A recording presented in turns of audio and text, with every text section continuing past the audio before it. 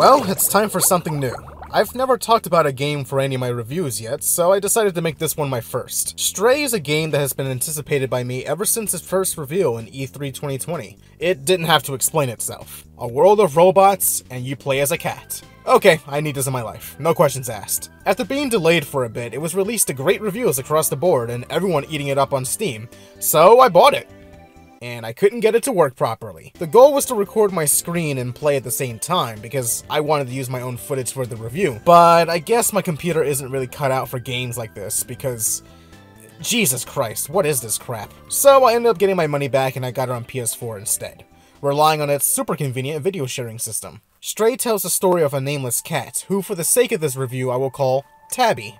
Appropriate, isn't it? It takes place in a world where humans have been killed off by a parasitic plague of creatures known as Zurks. Not much is known about them, or how they even came to be. All we know is that they seem cute at first, but they can tear you apart. Tabby lives with other strays in an open area that is an abandoned factory. It's here where the game showcases its controls for the first time, making you get used to the movement and the agility. Controlling Tabby feels great. It's very smooth and responsive. Finding every little thing to jump with the ease of the X button makes you feel like there is endless possibilities where to go to, especially as the game goes on. After they go exploring for a bit, he ends up missing a jump and falls down into a deeper area. Here, he is lost, alone, and hurt.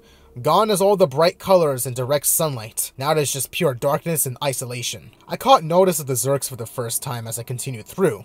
They run away at first, so it only gives you a quick little glimpse of them. I was cautious at first, keeping my distance, until I came across the first robot, or companion as they're known in this game. More on them in a little bit. We receive some very convenient tips and help by the environment around you, which basically teaches you how to utilize items around you, such as buckets, pushing down a board, and rolling a barrel to help you jump to the next area. It's pretty fun figuring it out. Eventually, after the game introduces some light platforming and also some quick puzzle solving by stopping a fan so you can pass through, Tabby is then chased by a whole swarm of them, in which if they cling onto you, you have to mash the circle button to shake them off you. Tabby ends up coming into an abandoned apartment which belonged to a previous scientist. You explore the room and find batteries to power up a drone that he had made. This drone calls itself B-12. He says that he served this scientist, but has no other memories besides that. He equips himself onto you via digital technology, and from that point on, you can refer to him as a guide as to what to do next, to open up the inventory, and to access digital doors and interacting with items. There's also a section that is purely made for memories.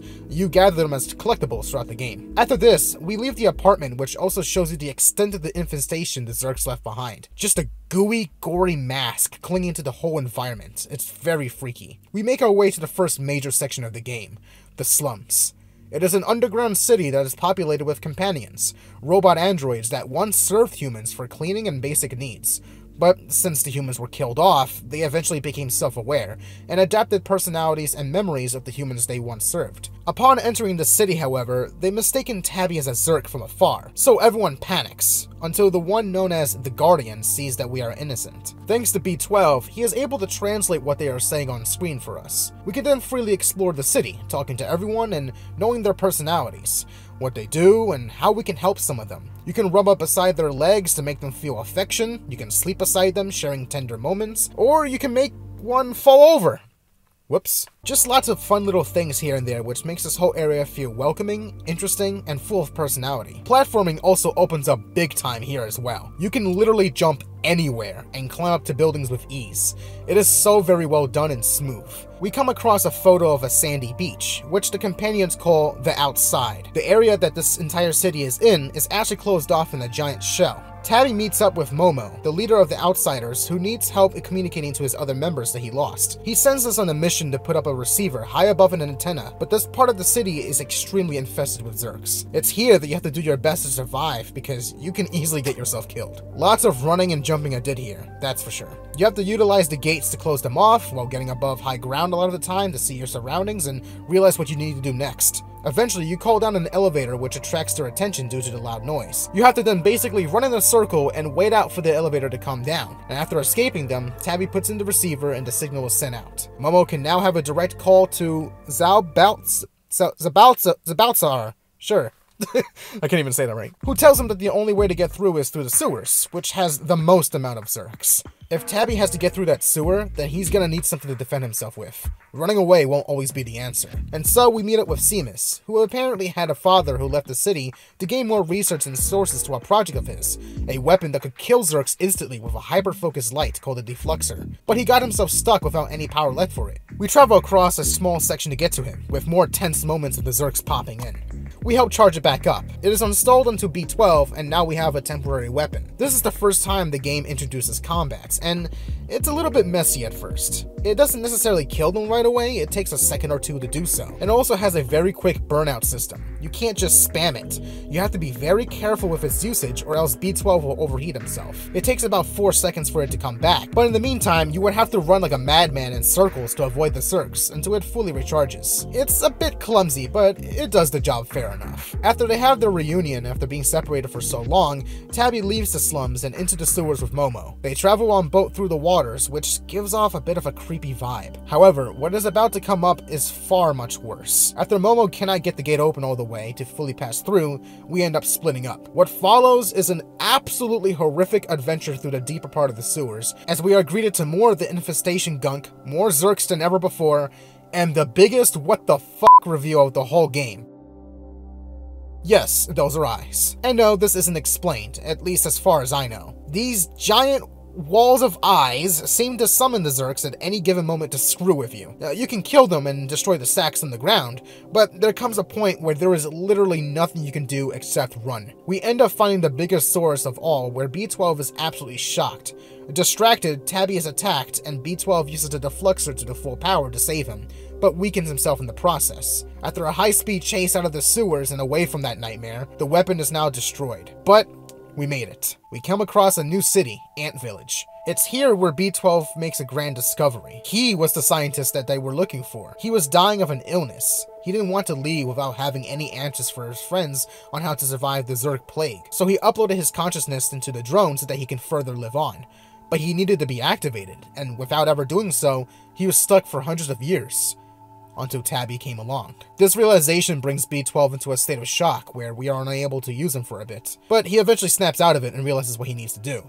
We need to find another one of his friends, Clementine, who can possibly help restore his memories to the fullest. From that, we move on to the next major city of the game, Midtown. This one is by far the most populated and also the most colorful. Everywhere is basically thriving with life with tons to see and do. However, it is also heavily guarded by sentinels, ruthless drones who abide the law strictly. Clementine is a wanted companion in the city because of her attempts to break into the corporation built here, called NecoCorp. She needs the battery that powers their factory to restore the energy to the subway that can take them to the surface. The game introduces a stealth mechanic at this point. Getting the help from a companion named Blazer, we sneak into the factory, hiding in boxes, running around corners, and carefully walking behind some cargo load to avoid the sentinels. It's average stealth gameplay for the most part, but what makes it fun is how swift and fast you are. You can actually just run right past them if you want. If you can manage to dodge their bullets of electricity. Ouch. After getting the battery, Clementine leaves us clues that she is with Blazer in the nightclub for companions.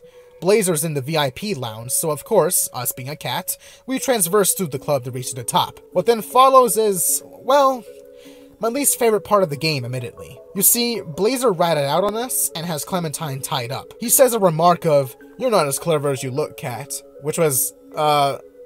This dude over here being a cartoon-ass villain. He did it for money, apparently, and we are taken in, locked into a cat-sized cell? This is just silly. I can justify that this could realistically happen, as humans can be this scummy to do such a thing, but I just didn't expect it to happen here. It felt a bit cheap and forced just to get us to this point. But I digress. Now we have to break out of jail without the aid of B12. This involves more sneaking around, getting past the sentinels, and eventually getting the keys for Clementine so she can break out with us. Usually with stealth moments in games, I'm not particularly a big fan of, but in this game, it's a little bit brief. It's there for sure, but it doesn't really overstay its welcome. It's just enough. After reuniting with B12, we board a truck out of Mid-City, which unfortunately isn't enough to have Clementine follow after us. But this is it. The final stretch. We board the subway to the rare and exclusive control room, serving as the last chapter in the game. Gameplay-wise, there isn't much here, it's just simply taking your last steps to the finale. We also get some fantastic views of all the areas we explored up above, just to reminisce. The companions in this area are also in their original programming state, simply to clean and do what has been told to them, which is very interesting. However, with no human anywhere in sight, They have basically been doing the same thing over and over again for God knows how long. We break through into the control room and hack the system to deactivate the shell that's been covering the entire sector. However, hacking all of the computers is simply way too much for the B-12 drone to handle, and thus, he has to sacrifice himself in order to fully open it. He said he knew this was going to happen going into it. He knows what he was and what his mission is. He was supposed to be there to save humanity from dying out to the plague. Despite being activated by Tabby, it appears to be too late. But he says that he sees a hope in all the companions we have come across, and also in Tabby. He considers Tabby a true friend, and with the last ounce of his strength, he malfunctions and his consciousness disappears. The shell fully opens up, bringing all the light across the sector. The companions react with shock and surprise, the Zerks are all killed off, and the Sentinels are destroyed. Saying goodbye to his drone buddy, Tabby finally leaves through the doors and going back to the outside world once again. Where does he end up going? We don't know. The screen to the left flickers, and the screen itself cuts to black. The end. The story ends rather quickly at this point, and there isn't any after-credits scene, which I was a little bit disappointed about. But I suppose not every story has to fully answer itself. What we got was a sense of hope. A sense of hope in this dark world that the story flourished throughout that desperately needed it. And it all came to be because a little cat accidentally made his way down. Overall, I thought this was a great game. The graphics are pretty well done, especially for its first time by developer Blue 12 Studios.